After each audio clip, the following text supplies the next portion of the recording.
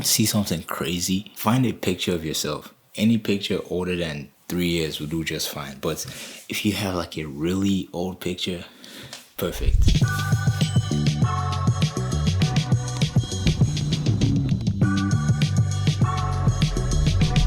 Alright, so with that picture or pictures in hand, try and think about what was happening at the time.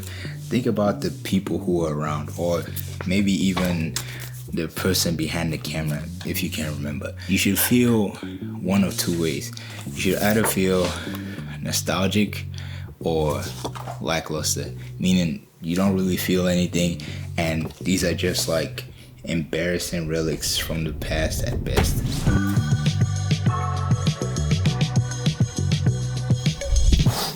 Alright, so if you didn't feel even a tiny bit nostalgic, then we might have a problem. But just to make sure, let's try a different experiment.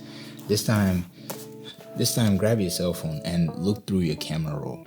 If you see a section that looks like this, or this, or this, then we definitely have a problem. And you can probably tell what it is by now. It's the fact that you and I might be living a forgettable life. It's alright though, because at the end of this video, there's a silver lining. I'm going to talk about how I document my life, and also why you should even bother with any of this in the first place. Maybe you're like me, and you've been going through life looking for highlights, when the truth is that most of the best things in life happen in the bloopers. And speaking of bloopers, here's a good one. We went thrifting. If you recall, the vlog 2 years ago, I didn't get anything. But this year, I got 3 bags. 2 jackets, 2 sweaters, 1 vest, 2 tees. Let's do this. What should I try on first? Do you want to lay everything out? Yeah. Oh no! There's a hole in the butt. I don't know if I'll be able to wear it. Baby back, baby back, baby back. I want more baby back, baby back, baby back. I want more baby back, baby back, baby back. I want more baby back, baby back. I want more baby back, baby back, baby back. I'll just show you the video. I'll show you the video.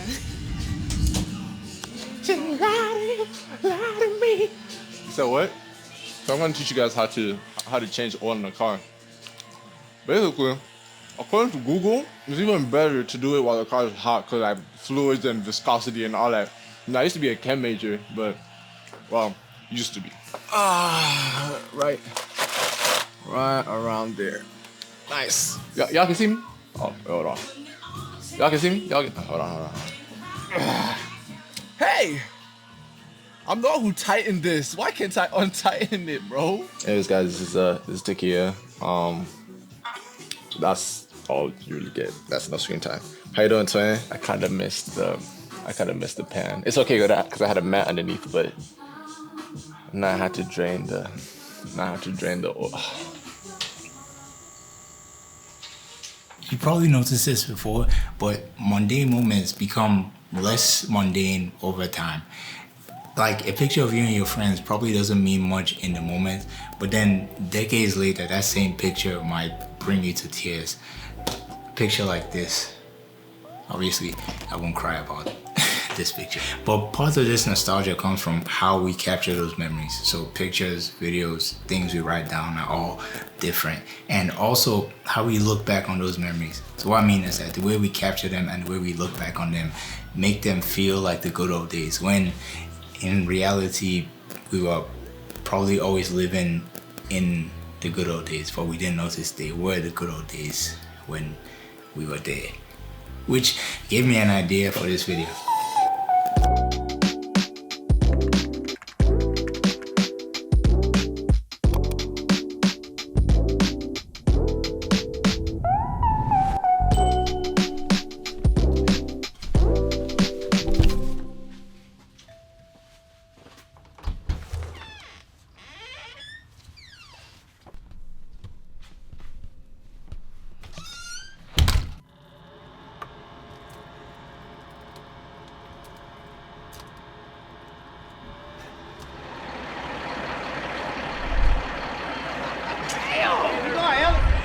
Oh yeah, when you get that, you gotta go back to the other side. Hello, my Buddha.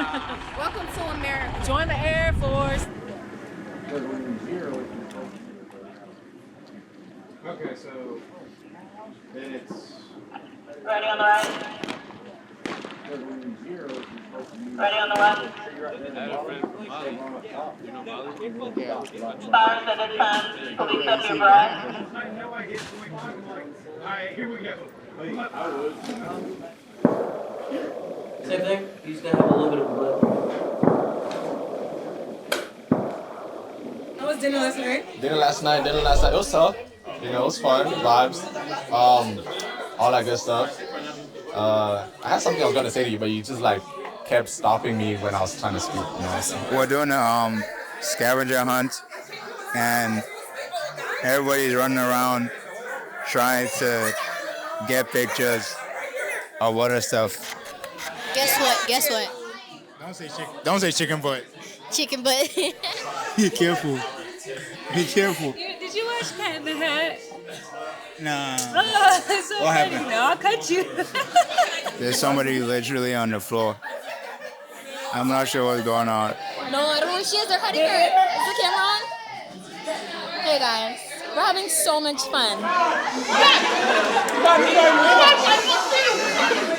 You look like you're losing control. Maybe I am. They needed a picture with me for the scavenger hunt, and they like chased me into a bathroom, and then when I got out, they threw me on the floor. We won. Yeah, we did. We hope so. We finished. Did your group finish? Okay, so before I talk about how I document my life, I want to address why. Why would you want to preserve a moment in time and then spend time years later looking back at it? Well, I think the answer to that question depends on your framework for life. For me, I like to think about life in ultimate terms. So ultimate meaning, ultimate purpose, ultimate end. This helps me skip most of the time wasting stuff in the middle. I record myself so I don't forget myself, so I don't forget the things that I've done. More importantly, I record myself so people can see how I lived, who I lived with, and what I believe. And then ultimately, I record myself so that people who want to emulate my lifestyle can have a clear example to follow me as I follow Christ, and to see the things that I thought were really important in life. Now, this wasn't my philosophy from the beginning, but it kind of evolved into this over time. But on a personal level, I think these memories are like a living prayer journal. They are a reminder of how far God has brought me and all the answered prayers along the way.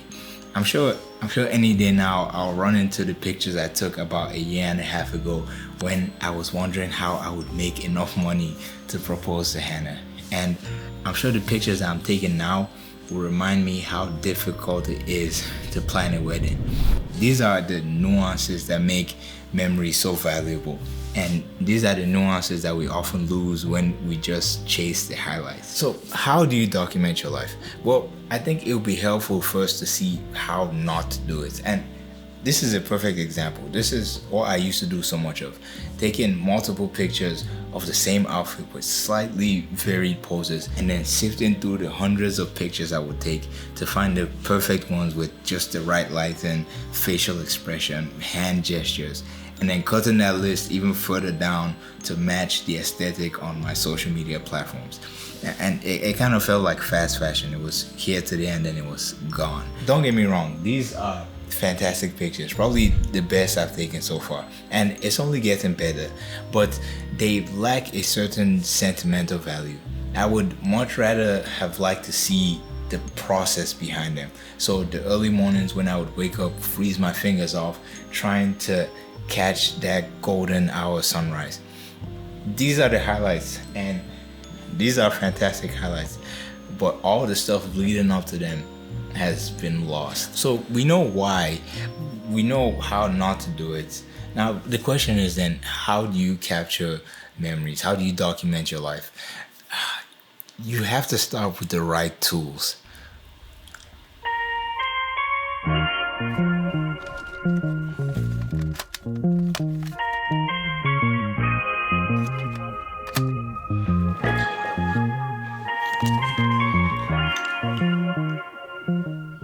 Okay, so none of these apps are perfect, but these are the few I find myself coming back to. Especially this one. It's an app called Locket that gained traction about a year ago. So basically, you pull out your camera, take a picture, and then post it to your 10 or so friends. There's no stats, no view count, no uploading from your camera, and there's this vintage 1:1 aspect ratio. But by far my favorite feature is the photo montage.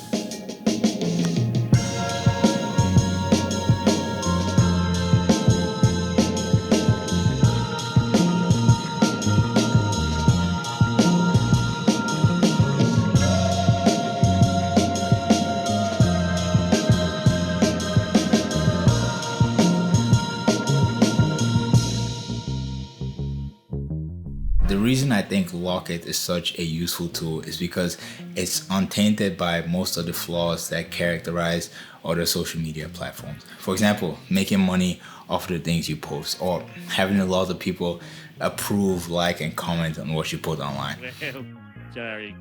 I'm not in that business anymore. So Locket stands on this unique middle ground where it's not isolated like my camera roll between me and the people that know my password. And it's not completely public like social media, which is available to everybody. The last point I'll say is that memories give us a good sense of scale of time, right? So the last 2 hours before summer vacation are the longest 2 hours of your life. And it seems like the weekends are the shortest 2 days in the week. So as humans, we have an issue with giving time a proper sense of scale. How long has it been? 6 seconds. Do we have to start over? Hell no. And so not having a proper sense of scale means we are prone to waste time. So having these memories, which show how much we've grown, how much we've lost, how much we've gained, how much we've changed, can give us a better sense of scale of time, which helps us to better prioritize and number the days that we have and live more fulfilling lives. That seems like a good reason, and I'm happy to stop with that reason. This isn't just a video for entertainment. This is it's a challenge of sorts. Don't waste your life trying to capture the perfect pictures, unless that's your job. And even in that case, there's nuances. I don't really care much about the Instagram worthy pictures than I do about the random picture on the flight from Nigeria 13 years ago, or the time my dad let me pretend to drive his car. I'd rather have 10 versions of this than 100 versions of the perfect picture. So all I'm saying is, don't waste your life trying to find highlights. Don't waste your life chasing highlights, because the truth is that the best things in life happen in the bloopers. That's it. That's a hashtag right there. The point is, you wanted me to feel better about myself. And I do. Really? Uh-huh. Will you remember this the next time I wreck your life? It's a deal.